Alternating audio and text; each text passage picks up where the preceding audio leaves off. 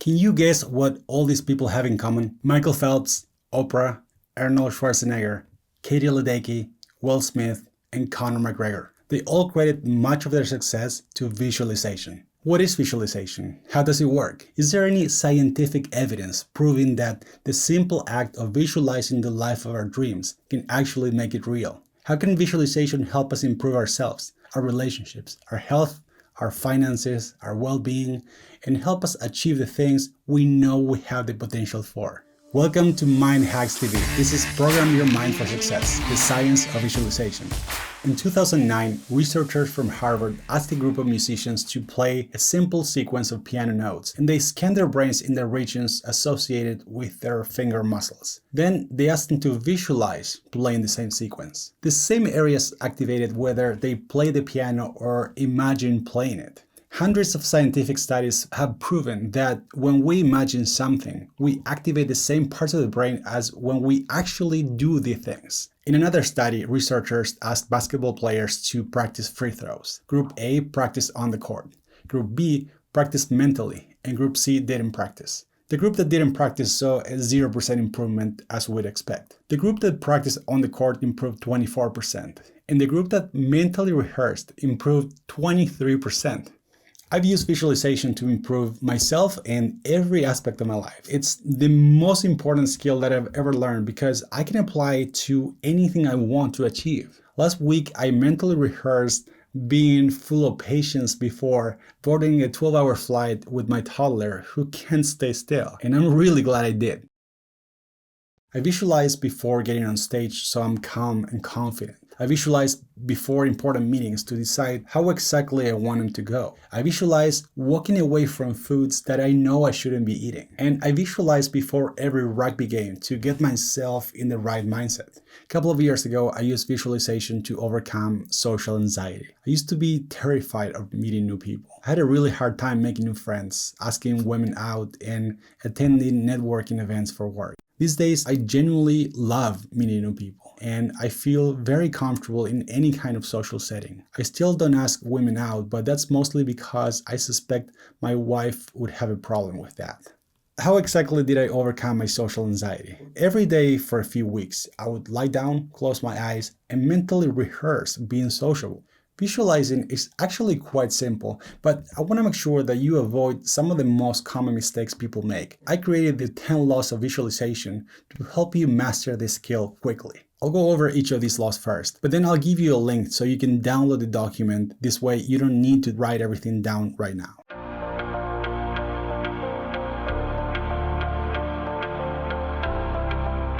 Be positive. Visualize what you want, not avoiding what you don't. Visualizing not playing with my phone doesn't help me because it doesn't tell me what I need to do instead. I need to replace that behavior with a new one. So I need clear instructions. Take a deep breath, smile, and look around.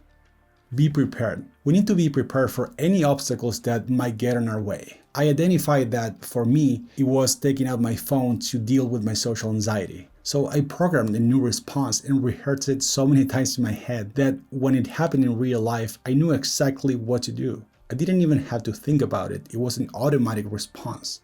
Be immersed. We need to immerse ourselves in the realities we imagine. Playing a mental movie isn't enough. We need to embody the emotions too. If we say something but don't feel the emotions associated with that statement, we're not gonna believe it. If I say, I love meeting new people, but I'm all anxious, the words alone are not gonna do the trick. We need to rehearse feeling the joy as we meet new people. Joy and anxiety can't coexist. When we feel joy, gratitude, or love, there's no room for anxiety, fear, or hatred. Try it for yourself. See if you can feel love and hatred at the same time. It's not possible. We need to feel the emotions and we need to hold on to them. We need to give them enough time to enter our body and expand until we're in that emotional state that is in alignment with the words that we're saying. This way, we're training our body to feel what it's like to be the person we're becoming. Be specific. I didn't just visualize a picture of me in a room full of people. I visualized all the details too, my way of interacting with them, the questions I would be asking, the compliments I would be giving. We want to give our subconscious clear directions. Be timeless. If we want to meet someone special, we want to visualize the kind of person we want to meet, not when or how we're going to meet him. Visualizing meeting our future spouse in 2 months is a recipe for disaster. We might either settle down for the wrong person to meet the self-imposed deadline, or we might give up too soon if the right person takes 3 months to come into our lives instead of 2. So we need to visualize what we want and have the humility to accept that we don't control when or how it comes into our lives. Be determined. Visualize how much you're enjoying all these people you're meeting right now and how easy and effortless it is. Don't visualize trying to meet people that you might sort of like and you hope it's kind of easy. No, just be determined. Our imagination is a safe place to rehearse things that scare us in the real world. So we become immune to these fears. Be ready. Every mental movie needs a title, so we can retrieve it from our shelf in any time we want to use it. For me, this was I love meeting new people. I'll just say this before walking into any social setting, and because I played that movie so many times, the title alone was all it took for me to get in the right mindset. Be selfless. Creating personal change takes significant energy, and it's hard to justify it if it only benefits us. We need to understand the positive impact our change will have on our families, our friends, and the world. This is the fuel that makes this transformation possible. Being more sociable was meaningful to me because I recognized that I could make everyone's day a little better and be there for people when they needed me. So this gave me a sense of purpose. Plus, when our goals are aligned with other people's, they'll help us achieve them because they'll benefit from our success too. Be patient. When I started visualizing being sociable, it felt unfamiliar because I had believed that I was shy for so many years and I had so much evidence to back this up. But if we're focused on evidence from the past, how can we possibly create a new reality in the future? The number one mistake we make as humans is demanding evidence before allowing ourselves to believe that something is possible. The belief, however, needs to come before the evidence. Ideas always come first. In fact, everything we see around us existed as an idea first. Take this camera. Before it could be produced in a factory, it was conceived as an idea. I'm using this camera now because someone was able to visualize something that they couldn't yet touch. We wouldn't expect this camera to magically appear without existing as an idea first. In the same way, we shouldn't expect evidence that we are sociable, for example, to show up before we believe there's a version of ourselves capable of being sociable. Remember that the subconscious mind can't tell the difference between what we do and what we imagine. When we rehearse in our mind being the person we want to be, we physically rewire the neural connections in our brain to become that person. This is why we visualize in the present, as if it's happening right now. We visualize how much fun we're having meeting people right now in this moment, not sometime in the future once we become sociable. A tree becomes a tree the moment we plant the seed, even if we can't see the tree yet. We wouldn't expect to see the tree before planting the seed. In the same way, we become sociable the moment we plant that seed, and we understand that it takes time for that seed to take the shape of a tree. Be calibrated. Please pay close attention to this one because it's absolutely crucial for visualization to work. You probably noticed that pessimistic people have all this proof that nothing ever works out for them, and optimistic people have all this proof that things always work out for them in the end. But have you ever wondered why it is that we always find what we're looking for? There's a part of our brain called the reticular activating system, or RAS. It's the size of our pinky, and it's located on the back of our brain. The RAS acts as a filter between our subconscious mind and our conscious mind. Our subconscious mind can process 40 million bits of data per second, but our conscious mind can only process 40 bits of data per second. That's 1 million times less. A RAS determines what information is relevant and allows it to enter our conscious awareness. And the rest is filtered out, and we're not even aware of it. You can see how this works right now in your own experience. Direct your attention to your feet. Feel that tingling sensation. This sensation wasn't in your conscious awareness a minute ago, but when you looked for it, your filter let it through. Your conscious attention is what made this experience real. When we're in a crowded room and somebody says our name, we turn around even though we weren't paying attention to the conversation, and we have no clue what they're even talking about. But our subconscious was registering the whole conversation and only deemed it relevant when somebody said our name, and that's when that conversation became conscious to us. The same happens when we buy a car. We drive it out of the lot and it seems like all of a sudden everyone is driving the same car. What actually happens is that our RAS is calibrated to look for the car we drive. We always find what we're looking for. If I believe I'm shy, I'll find evidence to prove it because I'm looking for it. And what's equally important, I'll overlook evidence that I'm sociable because my RAS isn't calibrated to notice it. A RAS is like a radio receiver. We decide what kind of music we want to listen to by tuning it to a specific frequency. When we do that, we are filtering out all the other frequencies. So we want to tune a RAS to look for confirmation of the things we visualize.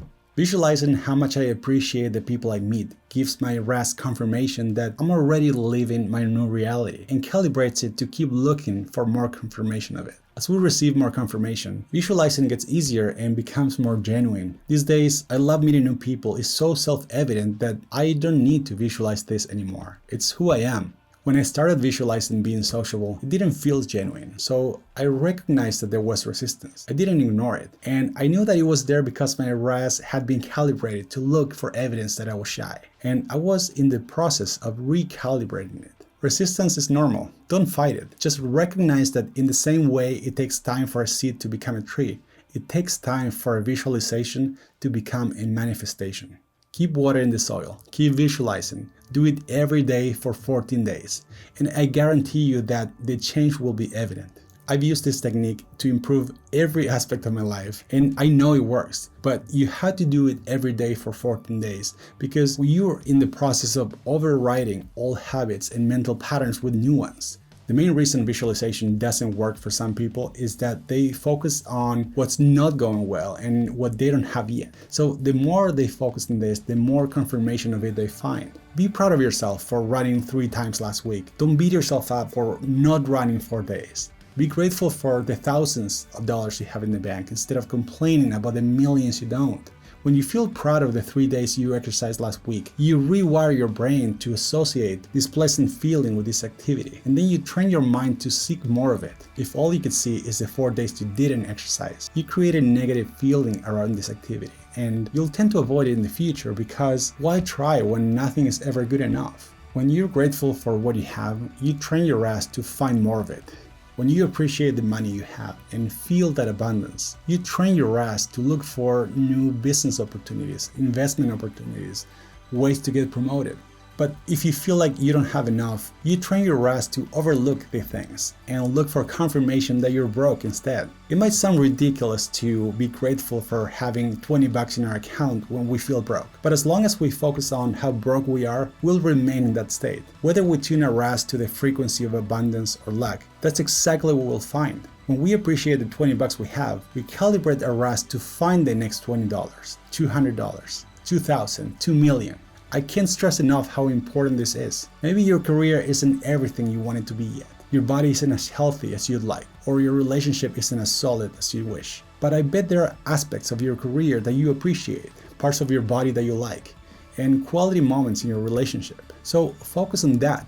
Start there and you'll notice that there's actually a lot to appreciate in your life. And as you start paying attention to the things, you'll find more of them, more solutions, less problems, more abundance, less lack, more happiness, less stress. There's a reason our conscious mind is asking for more. It knows that we haven't realized our full potential yet. It knows that there's more health, wealth, and happiness waiting for us to take it. But wishing for a better life isn't enough. We need to take the time to visualize and program our mind for success. The first step is committing to this 14-day challenge. Do that right now. Tell yourself you're committing to 60 seconds in the morning and 60 seconds at night every day for 14 days. I say 14 days because that's about how long it takes to master this skill. And I say 60 seconds because that's kind of the minimum amount of time we need to really get in the zone and start feeling these emotions. After 14 days, you'll probably want to keep going and go for longer, and that's great. But start with 60 seconds and 14 days so you make sure you start building the habit. So step 1, commit to 14 days. Step 2, take an hour for yourself to think about what you want from your life and what you want to visualize. Then go and download the 10 laws of visualization to help you guide you through this process. You can find it at www.mindhacks.tv/visualize. Step 3, print it and post it next to your bed so it's the first thing you do when you wake up.